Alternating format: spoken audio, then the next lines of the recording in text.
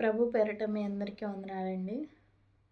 మనం మనకి అప్పుడప్పుడు ఈ ప్రశ్న మనకు వస్తూ ఉంటుంది. మన మనసులో అనుకుంటూ ఉంటాం. అసలు యేసు ప్రభువారు ఈ లోకానికి ఎందుకొచ్చారు?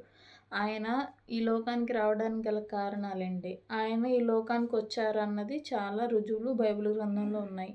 అయితే ఆయన ఈ లోకానికి ఎందుకొచ్చారు అనేది మనం ఇప్పుడు తెలుసుకుందాము. ఆయన ఈ లోకానికి ఎందుకొచ్చారు? యేసుక్రీస్తు ప్రభువారు ఈ లోకానికి ఎందుకొచ్చారు? ఆయన పాపులను రక్షించుటకు ఈ లోకానికి ఆయన వచ్చారు. అది 1 తిమోతికి రాసిన పత్రిక 1వ అధ్యాయం 15వ వచనం.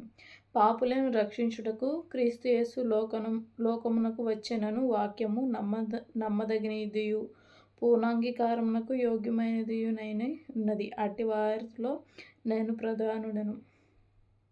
పాపులను రక్షించుటకు యేసుక్రీస్తు ప్రభువారు ఈ లోకానికి వచ్చారు. ఈ లోకమునకు వచ్చిందన్నది నమ్మదగినది, అలాగే పూర్ణాంగీకారమై ఉన్నది, యోగ్యమైన ఉన్నది.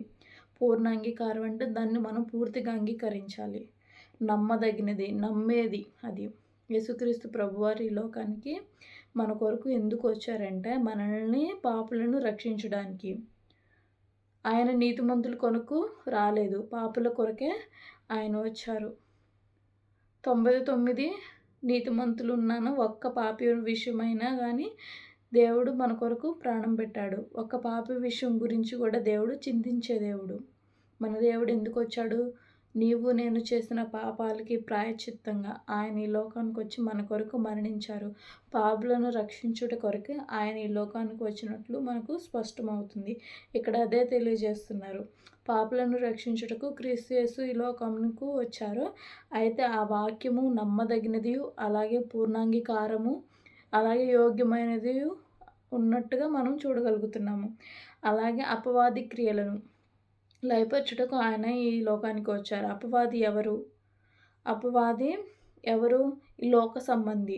మనం వాడి లోక సంబంధంగా మనము నడుచుకున్నట్లయితే అపవాది సంబంధులం అవుతాము. అపవాది ఎప్పుడు గర్జించే సింహం వల్ల ఎవరిని మృంగుదున, ఎవరిని తన వలలో పడేసుకొని, అపవాది రాజ్యం ఏంటండి? నరకం. ఆ నరకంలోకి మనల్ని తీసుకెళ్దామా? దేవుని ప్రజలమైన మనల్ని వాడి క్రియల చేత మనల్ని మోసపరిచి మనం వాడి వైపు వెళ్ళేటట్లు వాడు చేసి నరకానికి వెళ్ళటానికి వాడు అనేక ప్రయత్నాలు చేస్తూ ఉంటాడు. అయితే అలాగే అపవాది క్రియలను లయపరచడానికి కూడా దేవుడు ఈ లోకానికి వచ్చాడని రుజువు అవుతుంది ఇక్కడ.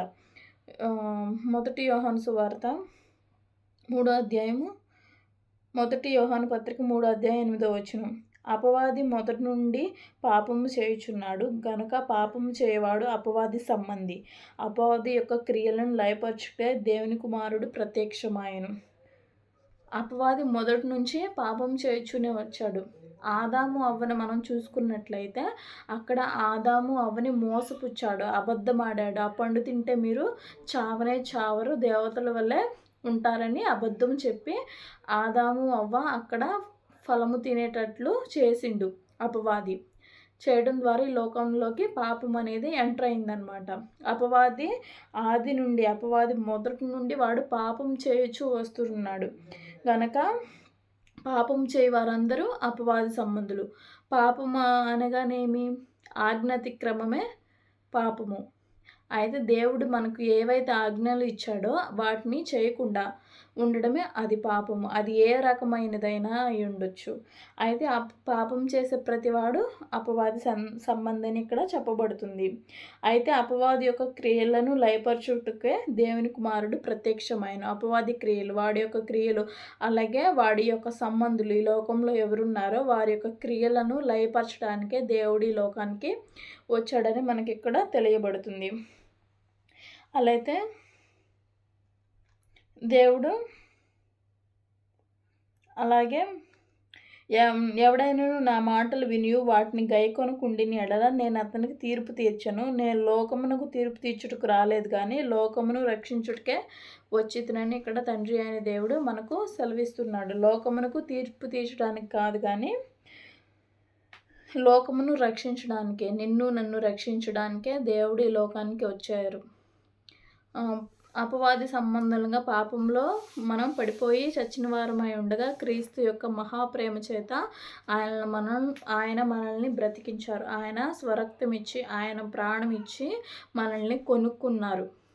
తండ్రి అయిన దేవుడి లోకానికి వచ్చి మన కొరకు ప్రాణం ఇచ్చి ఆ రక్తాన్ని చిందించి ఆ రక్తం ద్వారా మనకు పాప విమోచన మనకు జరుగుతుంది. ఆయన ఈ లోకానికి ఎందుకు వచ్చారంటే నిన్ను నన్ను పాపంలో పడిపోయిన నిన్ను నన్ను రక్షించడానికి, ఆ శిక్ష మన మీద పడకుండా ఉండడానికి, మనకు రక్షణ కల్పించడానికి ఆయన ఈ లోకానికి వచ్చారు.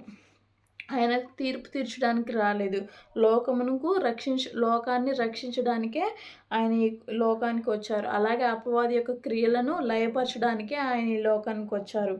అలాగే ఆయన ఈ లోకానికి వచ్చింది ఈ లోకానికి వచ్చారు అనేది నమ్మదగినది, అలాగే యోగ్యమైనది, అలాగే పూర్ణాంగీకారమైనది. ఎవరైతే దేవుణ్ణి అంగీకరిస్తారో పూర్ణ మనసుతో, పూర్ణ ఆత్మతో ఎవరైతే దేవుణ్ణి అంగీకరిస్తారో వారు పరలోక రాజ్యానికి వారసులు అవుతారు.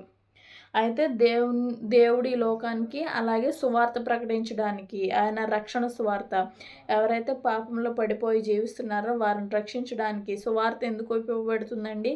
పాపంలో పడిపోయిన వారిని లేవనెత్తడానికి, వారిని బలపరచడానికి, దేవుని వైపు త్రిప్పడానికి సువార్త ఉపయోగపడుతుంది. అలాంటి సువార్తను దేవుడు ప్రకటించడానికి ఈ లోకానికి వచ్చారు.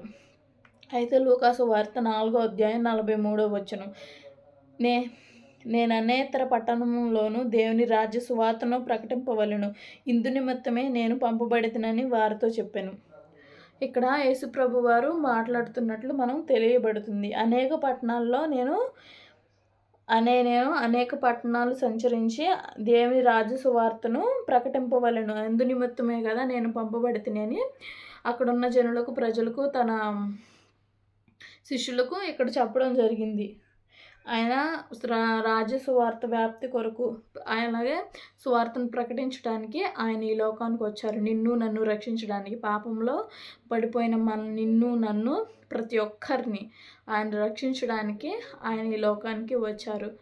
యేసుప్రభు గారు ఎందుకు వచ్చారండి? నిన్ను నన్ను రక్షించడానికి. సో మనం నమ్మి బాప్టిజం పొంది దేవుని యందు భయభక్తులు కలిగి జీవించినట్లయితే దేవుడు మన పట్ల సంతోషిస్తాడు. ఈ చిన్న వాక్యం దేవుడు మీ హృదయంలో ఫలింపజేయను గాక. ఆమెన్.